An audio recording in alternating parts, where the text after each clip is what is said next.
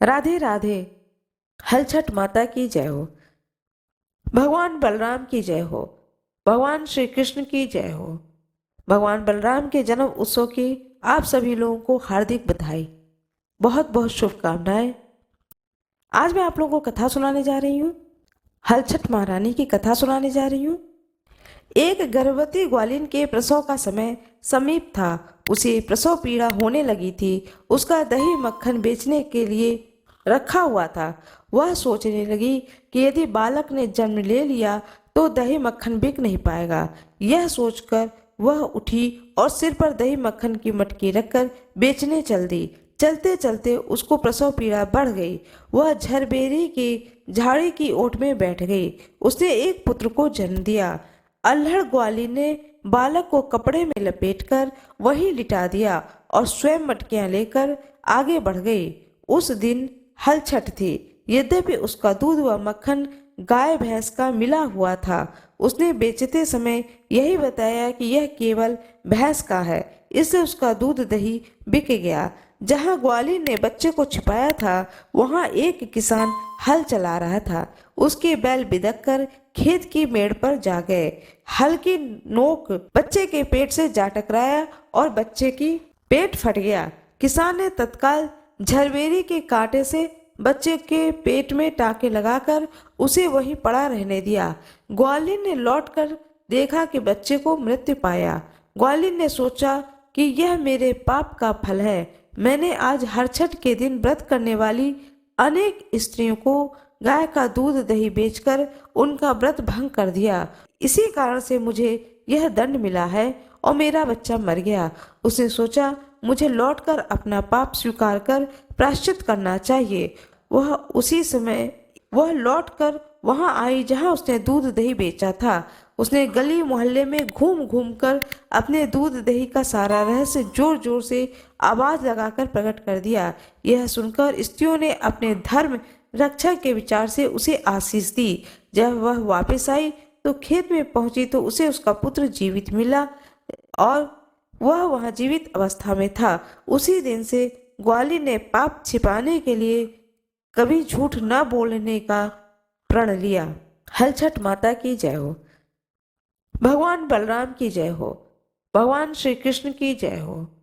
भगवान बलराम के जन्म उत्सव की आप सभी लोगों को हार्दिक बधाई, बहुत बहुत शुभकामनाएं। राधे राधे। जय श्री कृष्णा। आज मैं आप लोगों को बताने जा रही हूँ हल षष्ठी पूजा विधि। हल षष्ठी जिस दिन पूजा की जाती है उस दिन बलराम जी का जन्मदिन तो मनाया ही जाता है, साथ में षष्ठी देवी की भी पूजा की जाती है। षष्ठी देवी की पूजा के लिए षष्ठी देवी बनाई जाती हैं दीवालों पर। अब बहुत लोग कैलेंडर ले आते हैं। वैसे कोशिश करनी चाहिए कि अपने घर के दीवारों पर, जैसे पुराने जमाने में होता था, दीवार पर ही षष्ठी देवी बनाई जाती थी। यदि आप दीवार नहीं खराब करना चाहते हैं तो अपने हाथ से ही एक पेपर पर षष्ठी देवी बनाएं और षष्ठी देवी को बना करके विधि पूर्वक पहले षष्ठी देवी की पूजा की जाती है। फिर जहां पर दीवार पर आपने षष्ठी देवी लगाई है उसी के ठीक नीचे जो कुल्हड़ होती है मिट्टी की, वो छोटी छोटी होती है, उसमें महुआ, भुना हुआ चना, लावा और मेवा, सूखे मेवे, जो भी मेवे हो आपके पास में, काजू हो, किशमिश हो, इस तरीके से। वैसे नियम इसका ये है कि एक लड़का है तो उसके नाम पर 2 कुल्हड़ रखे जाते हैं। तो जैसे 2 लड़के हैं तो 4 कुल्हड़, इस तरीके से किया जाता है पूजा। अब यह अपने अपने घर का विधान है। बहुत लोग एक लड़का है तो 4 कुल्हड़ रखते हैं, 2 लड़के हैं तो 8 कुल्हड़ रखते हैं। तो यह जितने लड़के होते हैं उतने लड़कों के हिसाब से कुल्हड़ रखा जाता है। और यह परंपरा जो है, जो कुल्हड़ रखी जाती है भर करके, वह अपने घर के अनुसार की जाती है। क्योंकि हल षष्ठी का जो व्रत किया जाता है वह पुत्रों की माँ करती हैं। संतान दोनों ही होती हैं, लड़कियां भी होती हैं और लड़के भी होते हैं, लेकिन इस व्रत को जो करती हैं वो माताएं करती हैं जिनके पुत्र होता है। वह अपने पुत्र की रक्षा के लिए इस व्रत को करती हैं और साथ में भगवान बलराम के भी जन्मदिन की पूजा करती हैं। तो भगवान बलराम का जो जन्मदिन का पूजा होता है, उस पूजा का विधान ये होता है कि झरबेरी का जो पेड़ होता है वो और भी 2-3 तरह के पत्ते होते हैं, ये सब बाजार में मिलते हैं। बाजार से लाया जाता है और लाने के बाद में पहले तो ये होता था कि घर के आंगन में ही गड्ढा खोद करके उसी में उसको झरबेरी का जो पेड़ होता है, उसको पलास का पेड़, उसको उसी में गड्ढे में गाड़ दिया जाता था और उसी को तालाब जैसा बना दिया जाता था। उसमें गड्ढे में पानी भर दिया जाता था और वहीं पे घर के जितनी औरतें होती थी, देवरानी, जिठानी, ननद, सास, सब जो घर के बैठ जाती थी, वहीं कथा सुना जाता था, उसी झरबेरी के पेड़ की पूजा की जाती थी और इस तरीके से वो हल षष्ठी की पूजा की जाती थी। इस बात का ध्यान रखिए, हल षष्ठी में 2 पूजाएं की जाती हैं। एक छठी माता की पूजा की जाती है। छठी माता वो होती है जब कोई भी बच्चा जन्म लेता है, चाहे लड़की हो चाहे लड़का हो, उसका जब 6 दिन पूरा हो जाता है तब षष्ठी तिथि जिसको कहते हैं, तो उसमें दिन छठी माता की पूजा की जाती है। तो एक दीवार पर लगा करके जो छठी माता बनाई जाती हैं उनकी पूजा की जाती है, तो वहाँ पर वो कुल्हड़ भर के रखे जाते हैं। और ये जो झरबेरी के पेड़ की पूजा की जाती है ये आंगन में की जाती है। अब हर जगह का अपना अपना परंपरा है, कहीं कहीं पर तालाब के किनारे की जाती है।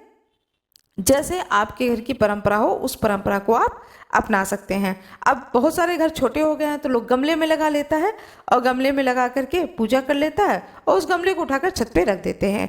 यह अपनी यथा स्थिति अनुसार पूजा की जाती है।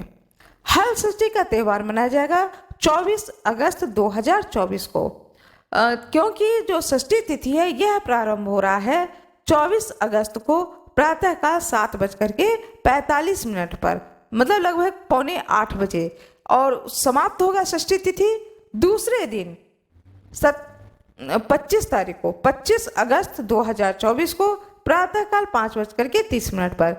यानी जो षष्ठी तिथि है वह समाप्त हो जाएगा सूर्योदय के पहले ही 25 अगस्त को।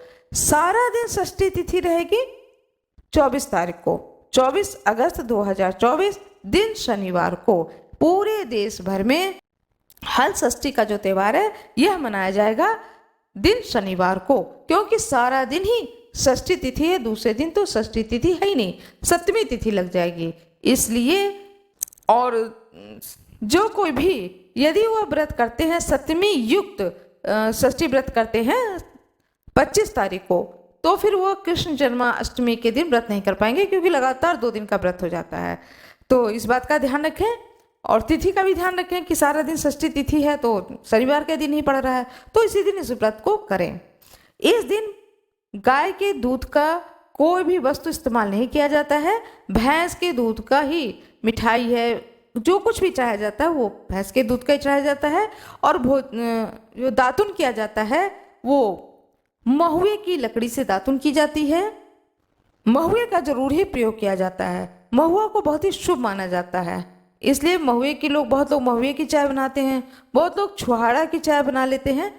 इस दिन हल से जुते हुए चीज़ों को नहीं खाया जाता है। तो इस दिन जो है समों का चावल खाया जाता है, सिंघाड़े का आटा खाया जाता है और जैसे केला खाया जाता है, क्योंकि केले को तो जोत के नहीं किया जाता है, केला पेड़ में होता है, तो केला खाया जाता है। खाने में इन चीज़ों का ध्यान रखना चाहिए। और इस तरीके से एक तो पूजा ही की जाती है, दोपहर तक पूजा होती है। हल षष्ठी की पूजा हमेशा 12 बजे के बाद होती है और छठी देवी की भी पूजा होते होते 12 बज जाता है। जब सबसे पहले छठी देवी की पूजा होती है, उसके बाद में हल षष्ठी की पूजा की जाती है, उसके बाद में चाय पानी किया जाता है। भैंस के दूध का चाय पी जाता है, भैंस के दूध का जो दही है वो खा सकते हैं, भैंस के दूध का यूज किया जाता है। गाय के दूध का इस्तेमाल इस दिन वर्जित है। राधे राधे, जय श्री कृष्णा। आइए जानते हैं वर्ष 2024 में हल षष्ठी का त्यौहार कब मनाया जाएगा। भारतवर्ष की महिलाएं हल षष्ठी का त्यौहार बड़े ही धूमधाम से मनाती हैं। आइए जानते हैं यह त्यौहार कब मनाया जाएगा और कैसे मनाया जाता है। हल षष्ठी, हल छठ का यह व्रत महिलाएं अपने संतान की लंबी आयु के लिए करती हैं। इस त्यौहार के अनेक नाम हैं। कमर छठ, हल छठ, ललई छठ, इन नामों से भी यह त्यौहार जाना जाता है। हल छठ का त्यौहार 24 अगस्त 2024 दिन शनिवार को मनाया जाएगा। 24 अगस्त 2024 षष्ठी तिथि का प्रारंभ है प्रातःकाल 7:54 से और षष्ठी तिथि का समापन होगा 25 अगस्त 2024 कि प्रातः 5:32 पर 24 अगस्त 2024 को सूर्योदय होगा प्रातः 5:40 पर और सूर्यास्त होगा 6:38 पर। आइए जानते हैं इस त्योहार के बारे में और यह त्योहार किस प्रकार से मनाया जाता है। यह व्रत भाद्रपद माह के कृष्ण पक्ष की षष्ठी तिथि को मनाया जाता है। इस दिन भगवान श्री कृष्ण के बड़े भाई बलराम जी का जन्म हुआ था।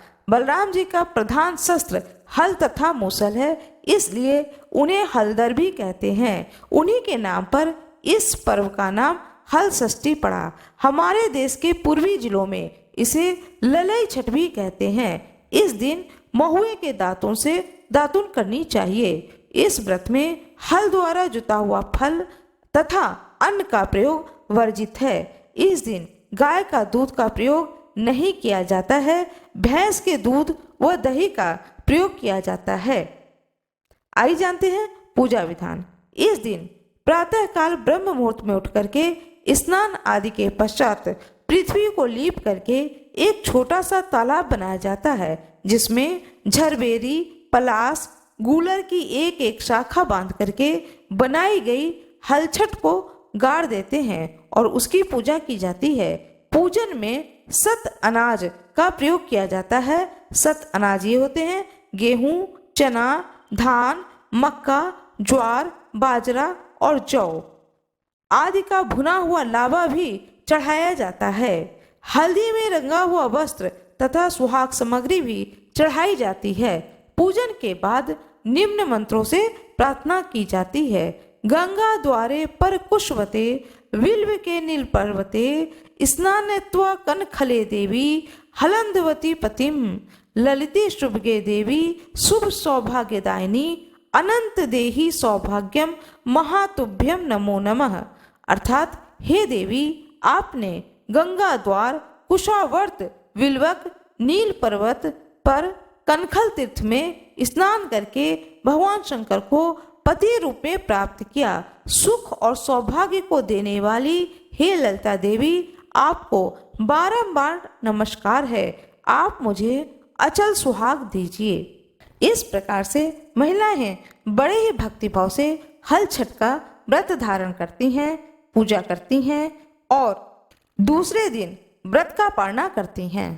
इस प्रकार से महिलाएं सारा दिन उपवास रखती हैं, पूरी रात उपवास रखती हैं और दूसरे दिन व्रत का पालना करती हैं। कहीं कहीं जगहों पर पूजा करने के बाद व्रत का पालना किया जाता है। यह अपने अपने घर का विधान है। आशा करती हूँ कि आप लोगों को यह जानकारी अच्छी लगी होगी। कृपया वीडियो को लाइक करिएगा, चैनल को सब्सक्राइब करिएगा, कमेंट बॉक्स में जय श्री कृष्ण अवश्य लिख दीजिएगा। आप लोगों का बहुत बहुत धन्यवाद।